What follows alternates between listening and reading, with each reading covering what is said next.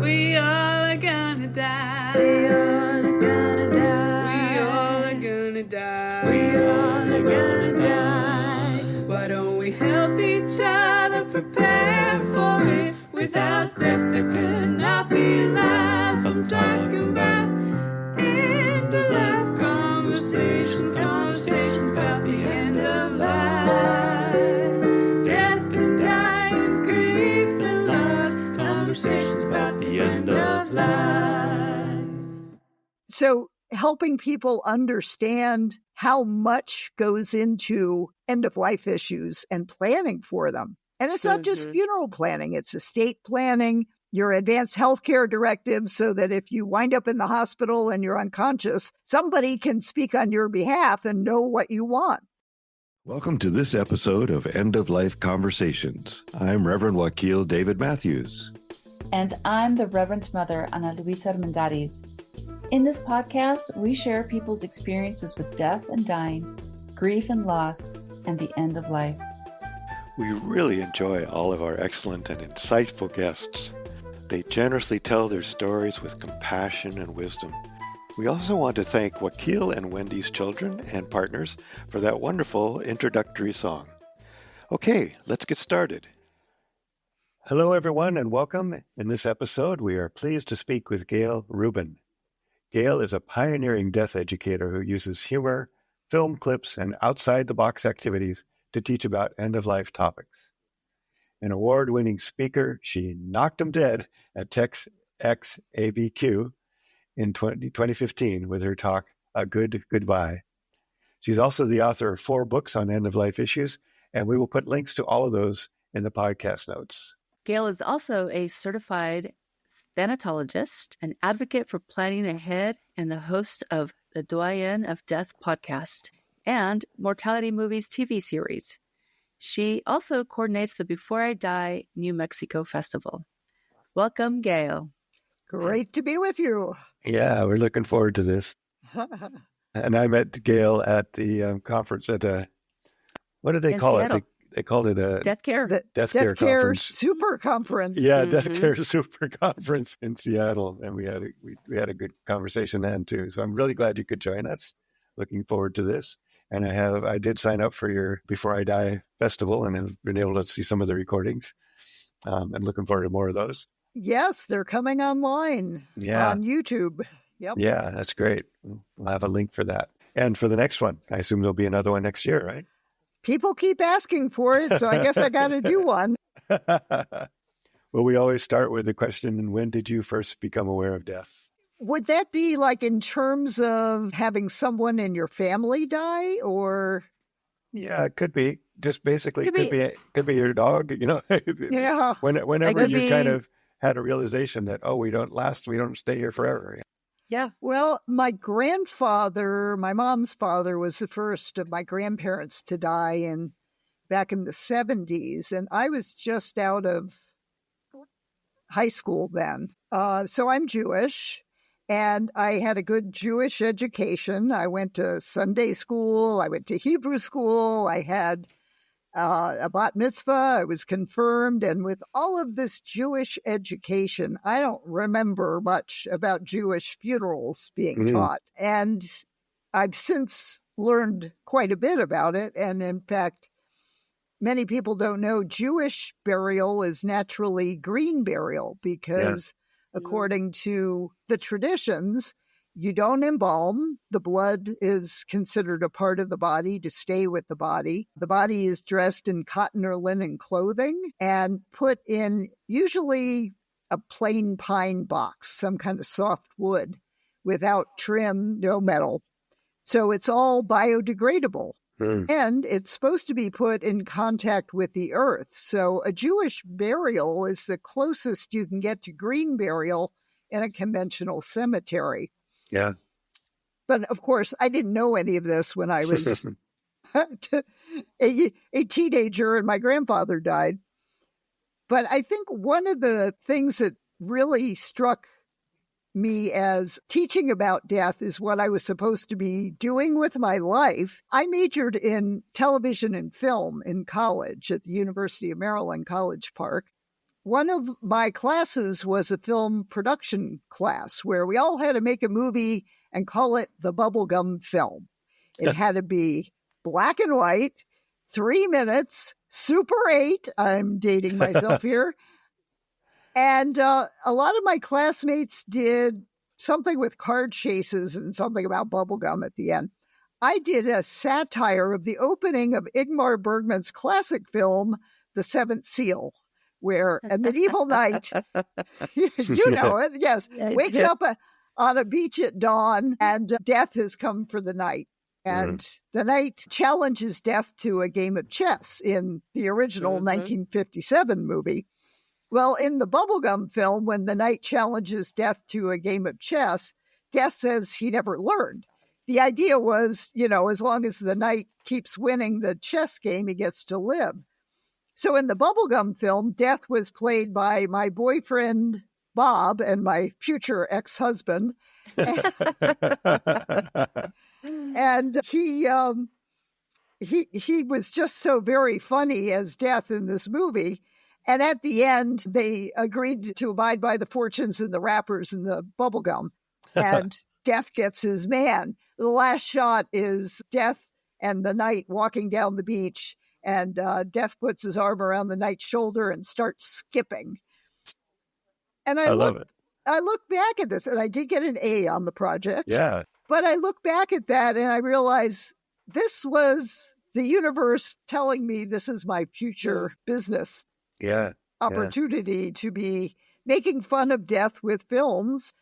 Really, my goal is to get people to plan ahead well before anybody's sick or dead. Yeah, that's a great story. Thank you. That's a really good one. Yeah. So honestly, you've started to answer the second question, which is how death impacted your life story, which you just said it was the opening to your continuous acts around death and dying and planning.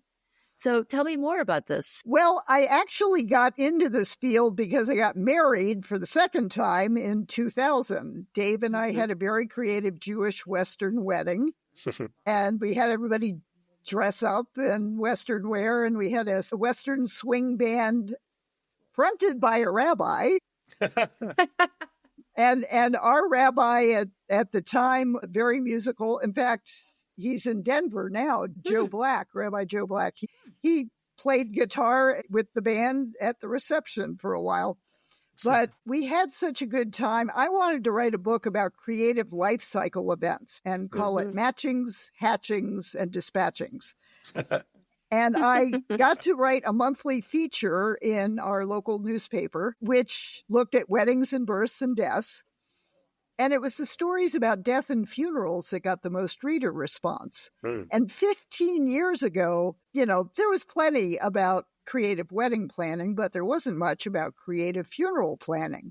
So I figured, you know, I'm going to focus on funerals, and a good goodbye funeral planning for those who don't plan to die was the result. And that's what really got me into the thanatology field.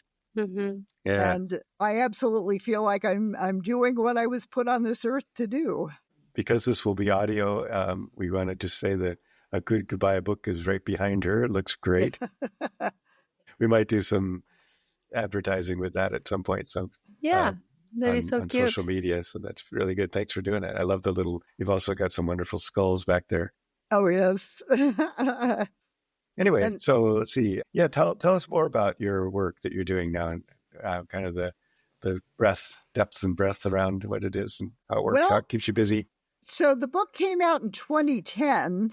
I should probably do a second edition because there's been a lot of change since then.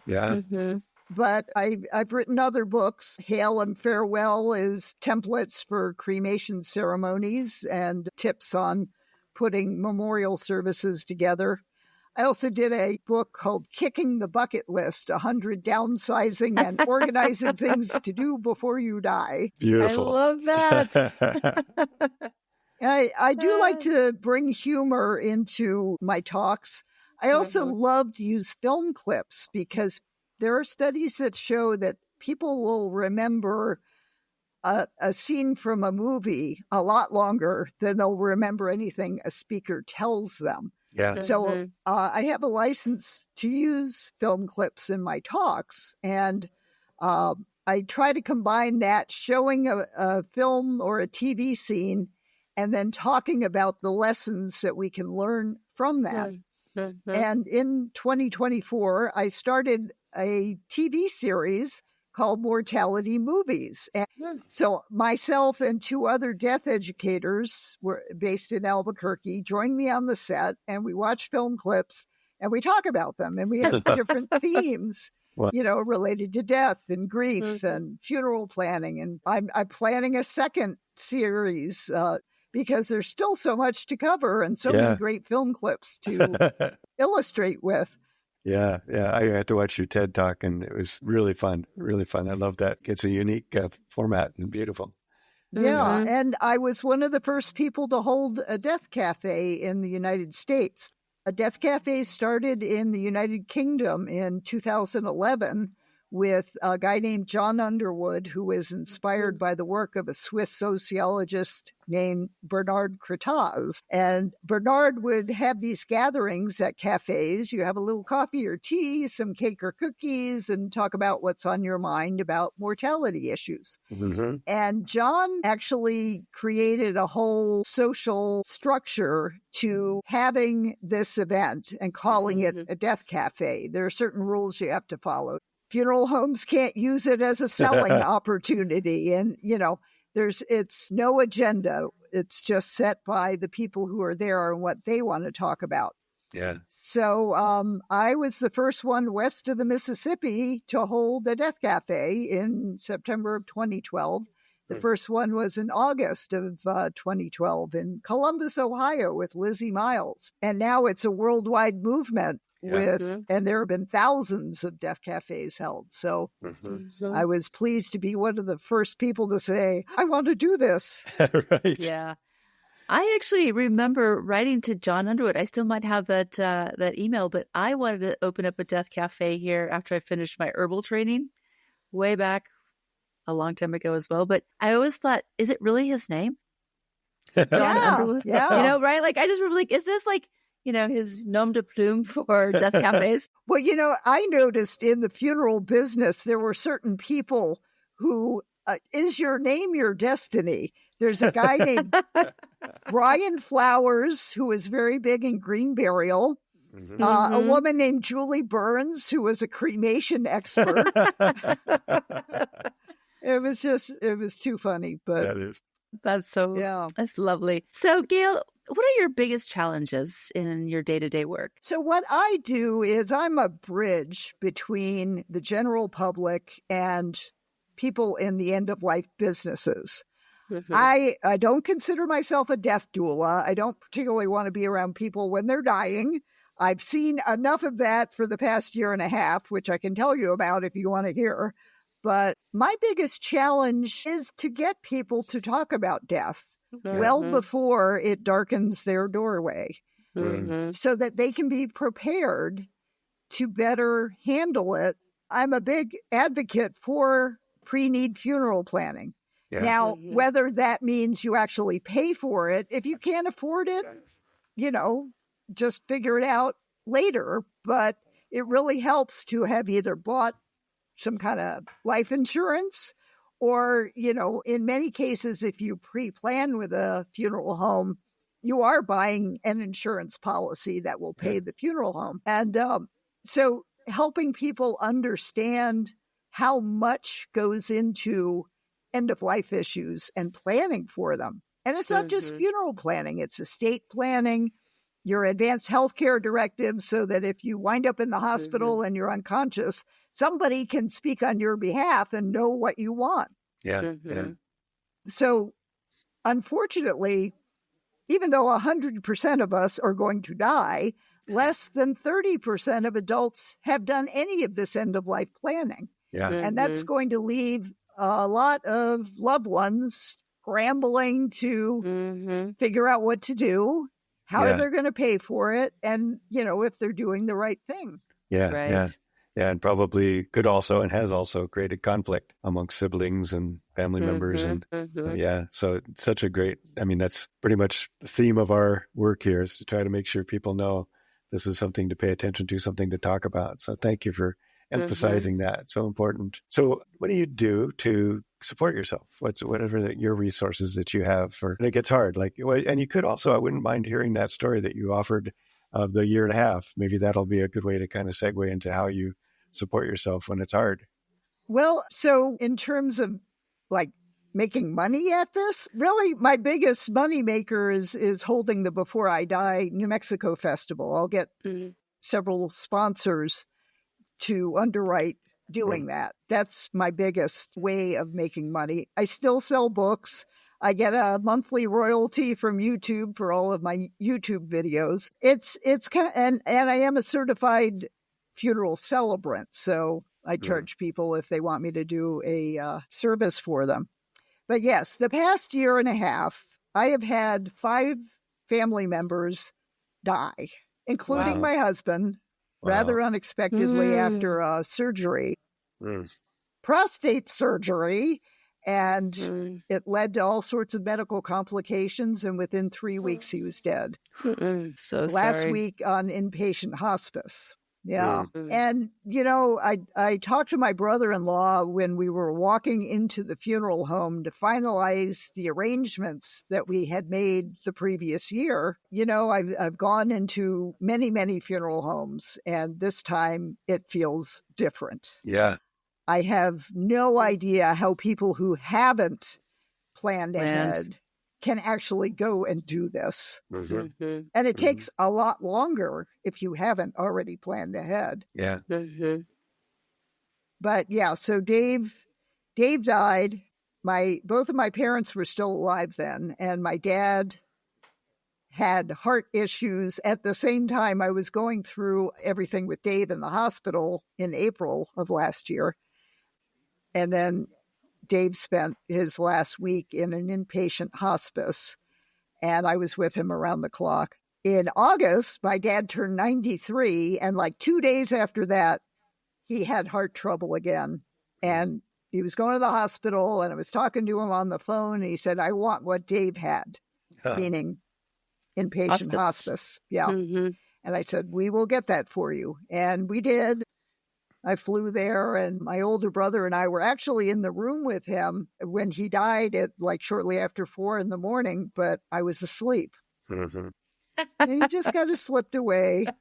And even though we had pre-planned for my parents 10 years earlier, there was all this going from New Mexico to Florida to Washington, D.C., where the burial was, where I was raised, and then back to New Mexico. So that was... It's a lot.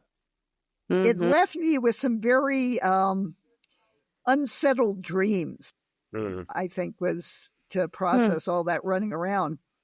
Then my in-laws, Dave's mother and her second husband, they flirted with medical aid in dying together, both of them checking out at the age of 94.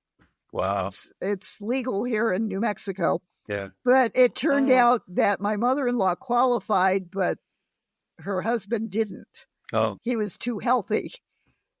So he was like, well, we'll just revoke hospice. But in fact, 6 months later, he was actively dying when I was called to come there. He was sitting in a chair, just drinking water, but he didn't acknowledge that I had come into the house. So my mother-in-law and their friend Bob said, should we call an ambulance? I said, no, I think it's time to call that hospice back. Yeah. And I confirmed with their physician, and she agreed. And I got the hospice. They had a nurse there in 2 hours, and they looked at him and they said, yeah, this man is actively dying. And within 3-4 days, he had passed away. And my mother took advantage of medical aid in dying shortly after he did. I mean, she wanted to go when he went, but it was the 4th of July week. So the nurse was on vacation. But it was so weird to schedule your demise. Yeah. It was very interesting kind of living with that. And we actually did a very nice ceremony with her before the ingestion. We had a guitar player.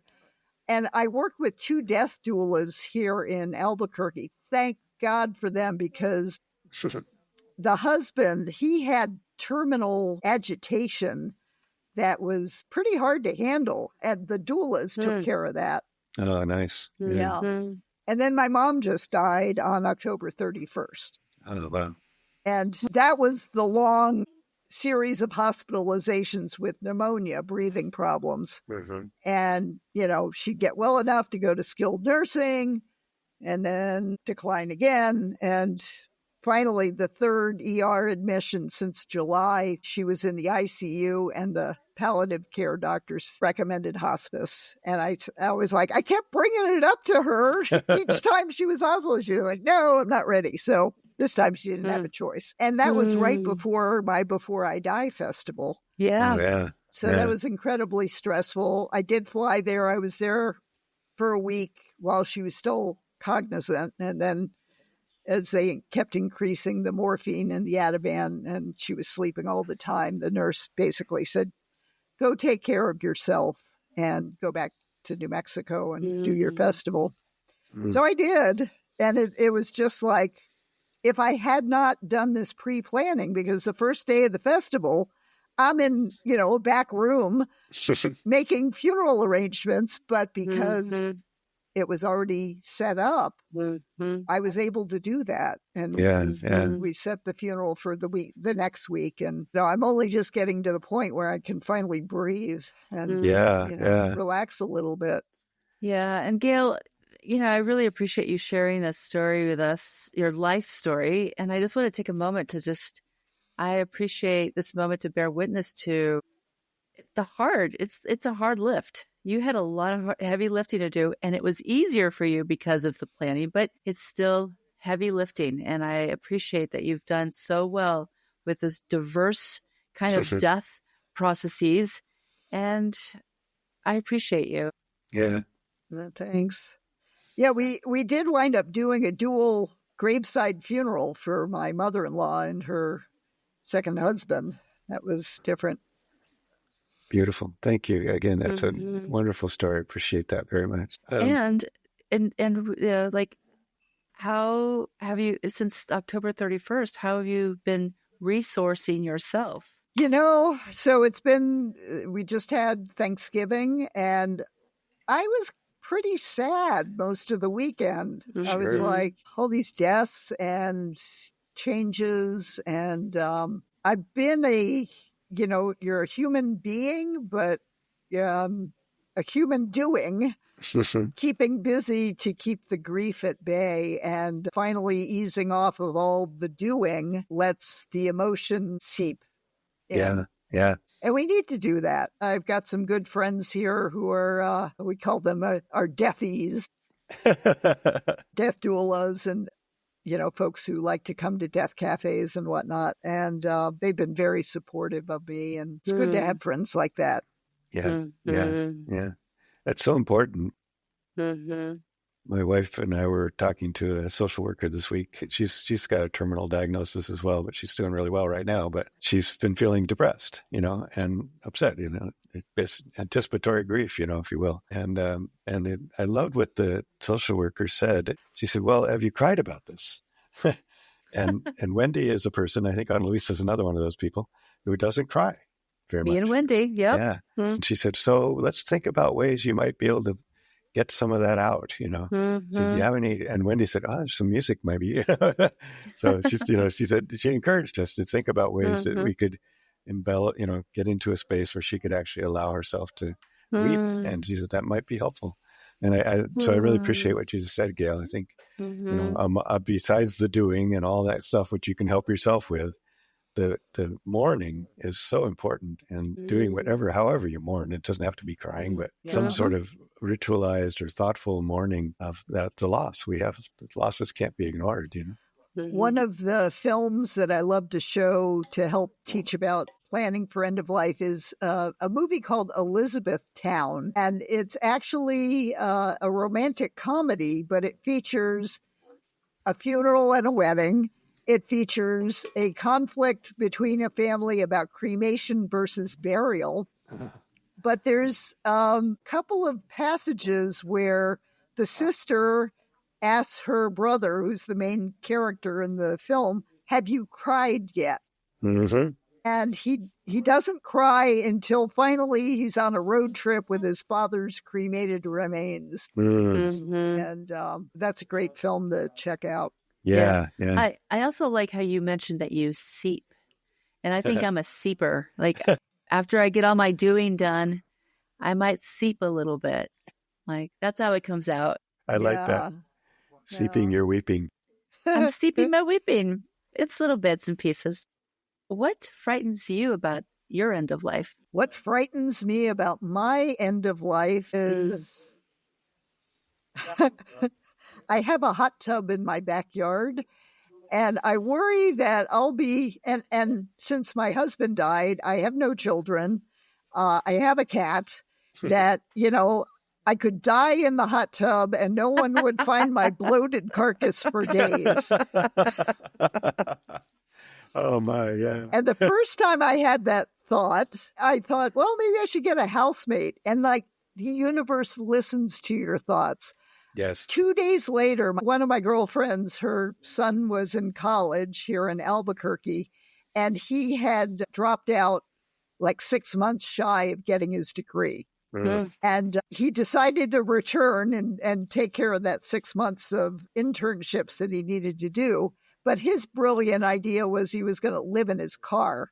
Well, that lasted for one night because his car battery died in a rest stop 40 miles east of Albuquerque. So, my girlfriend called me and asked me if I would go give him a jump. And I'm driving out there and talking to her on the phone this whole time. And I said, well, I was thinking maybe I should get a housemate. So the universe delivered this wonderful distraction for 6 months. Whether he would have noticed if I had died in the hot tub, I think is another matter. Oh, my goodness. Yeah. Wow. Yeah. That's so I understand that, though. Yeah, exactly. It was a good experience, actually, for both of us. Yeah. My kids have always thought I was going to end up old and naked and running through the woods somewhere. Like that's since they were little, they would always say that you're going to just be this naked lady living in the woods. I'm like, okay, sure. Until my daughter one day realized but I'm going to make a router necklace for you. So once a day, I'm going to expect you to turn your router on. So I know that you're still alive, Mom. She was like 10 years old when she told me this. The funny thing, they want to check on me. So yeah, the router, I push my button. I'm still here. I'm going to ping you. That is interesting. That is a good one. Is there anything that you wish we would have asked you? Anything else you'd like to share with us? Well, I talked a little bit about the Before I Die festival concept. Yeah. I actually learned about that back in 2016. There was like a 3-day event in Indianapolis around Advanced Decisions Day, death and taxes in mid-April. And there was a group in Louisville that did a bunch of events over the course of October. And when I learned about that, I was like, I got to do a Before I Die festival. And I'm the only person that I know of in this world who has continued to do them. The folks in Louisville, that kind of fell apart. And the Indianapolis thing was a one-time grant. But I've continued to do it. I actually wrote a book about how to hold a Before I Die festival. Oh, yeah. And made a Before I Die festival in a box. I created games, the Newly Dead game, which is like the Newlywed game, but the questions are how well you know your partner's last wishes. That's great. Yeah. That is like the Newlywed game. Yeah, I get it. Yeah, that's great. I love it. The Newly Dead game is perfect. I love that. There's the natural organic composting people out here have done one last year, and now they're doing another one that's coming up. So they've got 2 in a row now, and it's about planting and also, of course, the other newer choices for disposition of the body, which is great. And so I'm glad that I remember when I first heard of that, I thought, how is somebody going to make a 3-day? I think it was 2-day program about that, and it turned out it was packed. They had like 600 people Yeah. between online Wow. and it was a beautiful conference with lots of really good information. And the one you and I met at was also pretty Mhm. good, even though it was actually too short, I thought. If I tried to put a lot Yeah. into one day. But Mine, the one I did in this year, 2024, was 4 days mm, with a different theme each day: eco-friendly funerals, hospice and medical aid in dying, being prepared, mm, and unexpected deaths. And oh, it Mm. was packed. Yeah, yeah, Mm-hmm. lots of great information. wonderful. Yeah. So And glad those you are do that. coming out on YouTube, so people Yeah. can see those speakers. Yeah, yeah. I read about who came. It sounds fascinating. Can't wait to see him. So great. Yeah, thank you for doing that work. That's so important. Hopefully, we'll get to join you maybe next year. That would be awesome. All So right. we have her poem. Yeah, you want to read your poem? Oh, I'd love to read this. This is the final verse of Thanatopsis by William Cullen Bryant, who actually wrote this when he was a very young man. Mm-hmm. And my dad, when I had asked him about his end of life wishes, he said something about wrapping yourself up in a blanket and laying down on a couch. So he was moved by Bryant's poem in college. So this is the final verse of Thanatopsis. Mm. So live that when thy summons comes to join the innumerable caravan that moves to that mysterious realm, where each shall take his chamber in the silent halls of death. Thou go not, like the quarry slave at night, scourged to his dungeon, but sustained and soothed by an unfaltering trust, approach thy grave like one who wraps the drapery of his couch about him and lies down to pleasant dreams. Mm. I love that. Wow, yeah. Ooh, I'm wrapping Mm. myself right now. Mhm. I love Uh, that. very beautiful. So we should all have a peaceful death. Yeah, yeah. And May it be so. yeah. Well, thank you again, Gail. It's been really a pleasure. And Lovely. looking forward to seeing you again in person soon, someday. Thank you. And have a great holiday season and everything. Yeah, it's been You really too. nice. Thank you. Yeah. I'll be holding you as the season ramps Yes. up too for, all of our beloveds who are seeping. Right, exactly. Thanks so much for joining us on the End of Life Conversations. We appreciate you and look forward to sharing our stories. We encourage you to subscribe to have access to premium episodes and extra resources. Links to our guests and their recommendations and a transcript of this episode will be in the podcast notes. Yes, thank you so much. And please tell all your friends. Follow us on social media, and again, consider subscribing for some excellent premium content. We want to acknowledge that the music we are using was composed and produced by Charles Heastand. We also want to acknowledge that we live on unceded lands that have been cared for thousands of years by Indigenous peoples who are still here.